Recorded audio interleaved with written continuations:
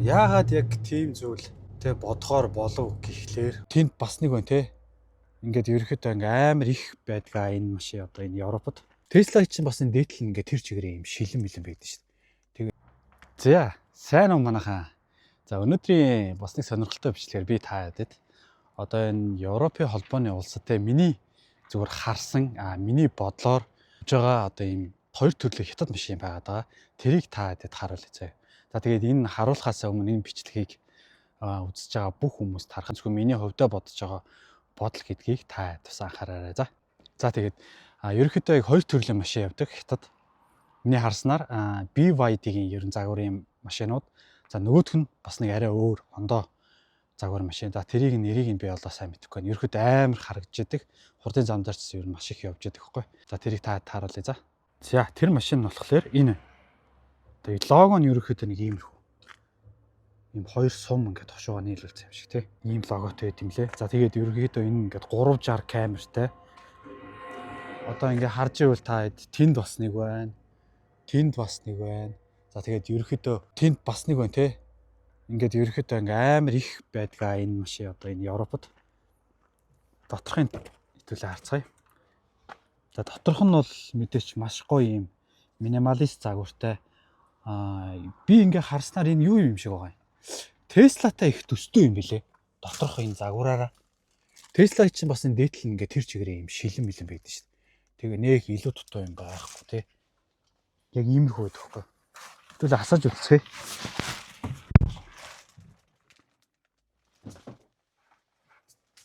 За энэ ч тоо. Шууд хасах юм байна. Энэ ийм цахилгаан машинууд ингээ тараа. Суугаад араандаа игэн гол шууд ингээ өөр хасдаг. Тэр нь бас маш эвгүй байдаг. Анх бол нөгөө мэдхгүй тий. Шин орж ирж байхдаа бол нөгөө нэг очир нь олохгүй тэгэл бас эвгүй байдаг байлаа шүү дээ. За энэ дээрээ сая ер нь нэр нь гарч ирж явах шиг байна. За бүх юм нь бол мэдрэгчтэй юм нөө.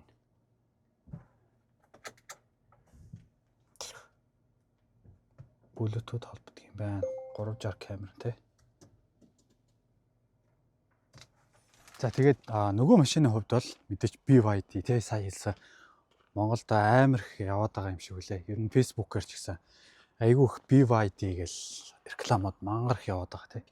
Тэрийг бол таад бараг мэдэх бах тэр машин. Болдог BYD автомашинууд BYD-гийн тансаг зэрэглэлийн за энэ ч харагдах нь. За би таад долоод бичлэгийг одоо энэ дээр оруулъя. За. Баахан машинуудаас тайна. За хайгаа явчих тараа энд нэг байна. Тэр нэг байна. Тэр. За бас энд нэг байна тий. Ер нь яг энэ төрлийн хятад машин бол айгүй их явж идэг. За энд ч бас байна дөө энэ хараа. Нэг хажууд гараад ирлээ. Хар. За BYD маань олдох нь. BYD маань уулна. Бас байдаг юм ялтчих. Яг ийм хоёр төрлийн л ер нь машин явдаг. За нилээн хайлаа. BYD маань ер нь манай ажлын хашаанд байхгүй байх шиг байна.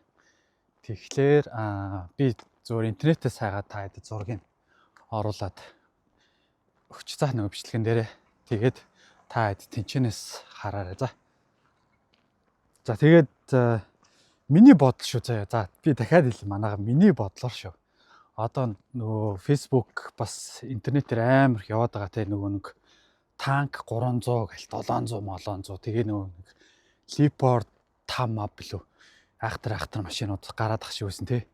Яг тийм төрлийн машин бол энд юусэн нэг ч харагдаагүй надаа бол шүү. Энд миний хувьд шүү. Би тэгээ зүгээр ингээд бодхолоо хардхлаарэ те. Хардаад зүгээр миний энэ зүгээр хардлага шүү заяа. Энэ зүгээр Монголд маань зүгээр юм яг тэр машинуудаа ер нь туршилтаар явуулаад ийнүүл гэж би бол ер нь хартаал. Хэрвээ зүгээр асуудалгүй байсан бол энт ч гэсэн бас тий тэр айхтар Leopard 5 танк манк энт ч гэсэн бас явах л байсан бах. Энд ч зөндөө ийш тэшээ би бас ачаад хүргэлтээр ч гэсэн аваачиж өгөх байсан бах. Гэхдээ яг тодорхой хэмжээгээр тийм нөө одоогор бол атсан тийм тохиолдол бол байхгүй л байна. Би бол ерөөсөө огт олж хараагүй.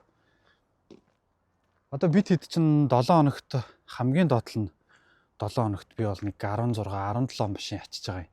За тэгээд дээдл нэг 30 хэдэн машин ачиж буулгаж байгаа байхгүй. Тэгэхээр сард хэдэн машин юм? Сард бараг нэг 100 муу машин болчихж байгаа гэсэн үг байхгүй. Тэгэхээр тэр дунд огт нэг ч таараагүй гэхлээр ер нь бол нэлээд эвгүй уцт тий. Асуудалтай байх магадaltaй байхгүй. Яа, тэгээд нөө яагаад яг тийм зүйл тэ бодохоор болов гэхлээр одоо нэг Facebook дээр нэг иймэрхүү мэдээлэл явуулсан шүү дээ тий. Тэр мэдээллээс ерөөхдөө нэг үндэслээд тэгээд надад нэг яг тгий санагдсан байхгүй. Яагаад тэгэхээр одоо нэг хятадын тий хамгийн боломжтой зах зээл чинь одоо шууд л Монгол руу юмаа гаргаж байгаа шүү дээ тий. Дуртаан тэгэл. Тийм болохоор манайхан тэгээ бас хятад машин хэрвээ авах гэж байгаа бол тий авж байгаа бол ер нь дараа нь яг яах вэ гэдгээл ер нь маш сайн ер нь бодоорой л гэж зөвлөе доо.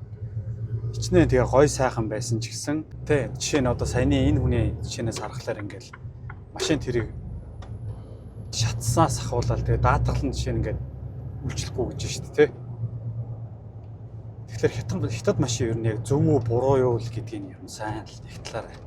Хэрвээ ер нь заяа миний зүгээр хардлах шүү. Хэрвээ ингээд дажгүй те тэр ингээ машин ингээ боломжийн сайхан байсан бол энд ч гэсэн явмаар те Европ тэр чигээрээ тэр танк 300 те за тэр лепорт хамаа ч гэсэн энд ч гэсэн ингээл зөв зүгээр л ингээл яваал байж юмар юм уулна.